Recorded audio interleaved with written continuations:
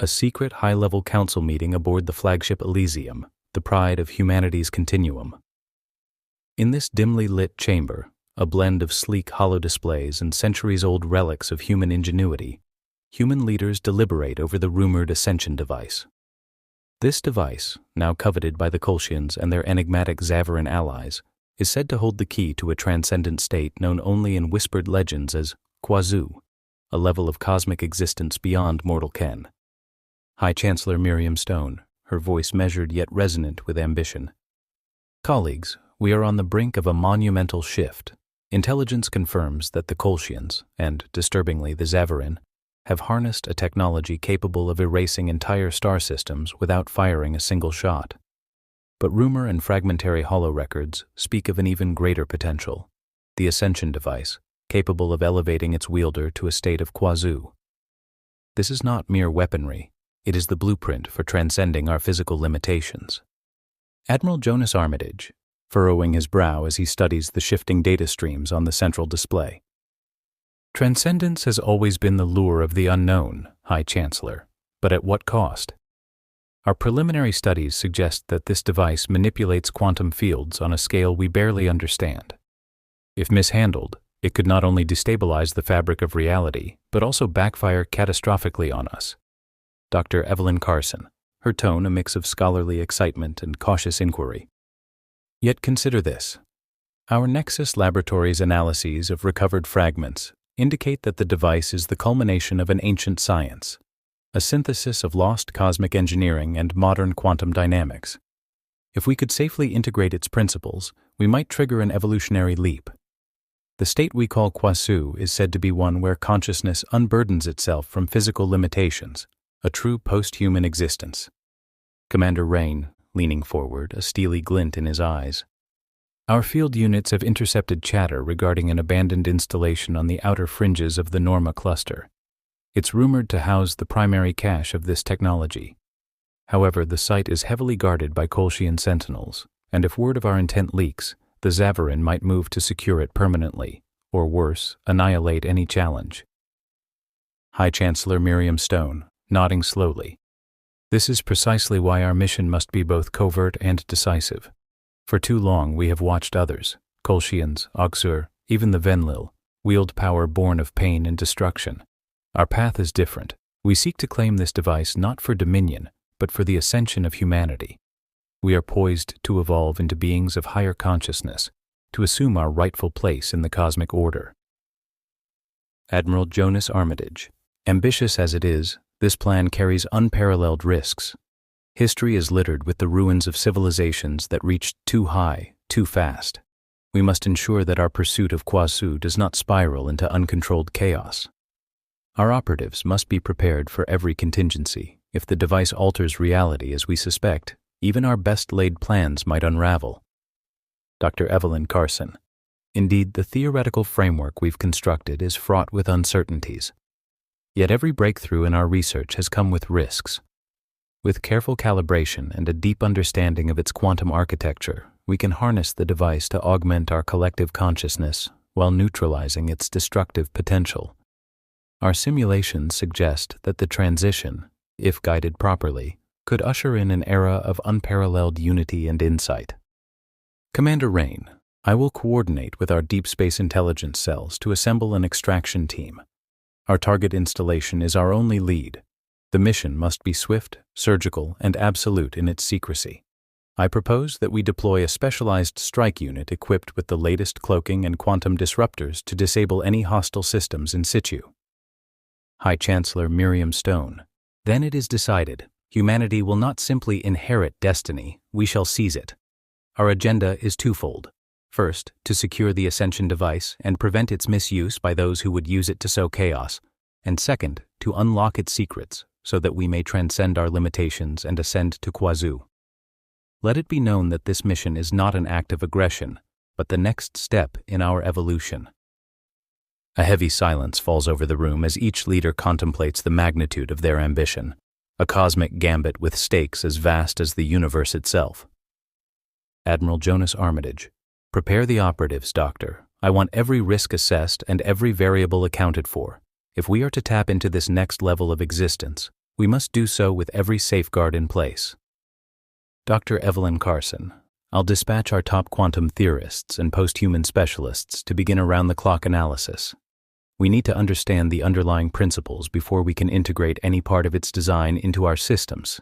Commander Rain, understood. I will relay our orders to the extraction team immediately. We move at first light, or sooner if necessary. High Chancellor Miriam Stone, her gaze steeled with determination. This is our moment. For centuries, humanity has reached for the stars and carved our path through adversity.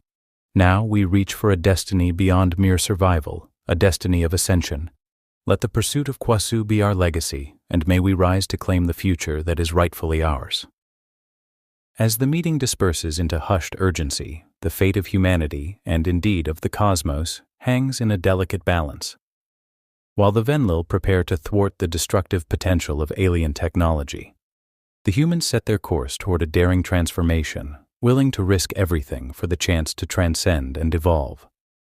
We also must reach out to contact the Arc-Sur, maybe with news of the Venlil uprising, and having lost key figures due to assassination, they might just join us. If not, we must reach the knowledge of the technology before anyone else. The live broadcast of the Arc-Sur Emergency Council meeting, a rare glimpse into the inner workings of a species renowned for its secrecy and suspicion. The broadcast, transmitted across the Arc-Sur homeworld of Rith-Kar, was prompted by an urgent message. The humans, in the wake of the Venlil betrayal, had reached out seeking an alliance. The Arc-Sur, however, were not inclined to trust their longtime rivals. The chamber is vast and dimly lit by bioluminescent panels along its basalt walls. Reptilian counselors, scaled and solemn, sit in a semicircle around an obsidian dais. The ambient hum of the colony's hive network fills the silence as Supreme Warlord Jakul addresses the assembly, his voice resonating with measured authority. Supreme Warlord Jakul, citizens of Rith-Kar, today we convene in the wake of treachery from beyond our borders. The humans have extended an olive branch, appealing for an alliance against the Venlil, the very species that has betrayed us with their clandestine machinations. Yet, we have long seen through the facade of their promises. Their betrayal is not unknown to us. It is but another link in the chain of our suspicions. He pauses, allowing his words to sink in before continuing.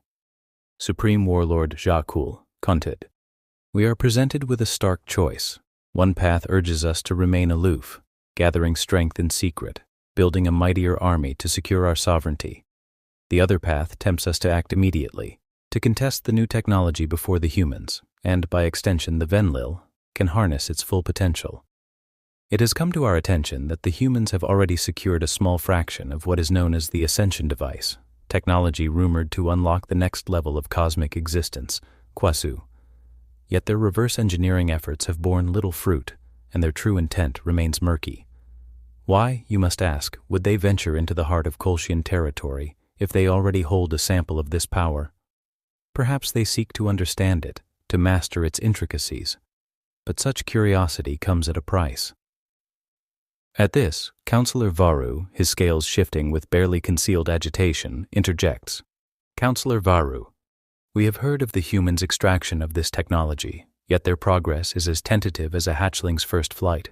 If they continue down this perilous path, they risk awakening forces beyond their control and ours. Should they succeed, the balance we have carefully maintained could be shattered, leaving us vulnerable to forces that would erase all we have achieved. A murmur of agreement ripples through the chamber, audible even through the secure live feed.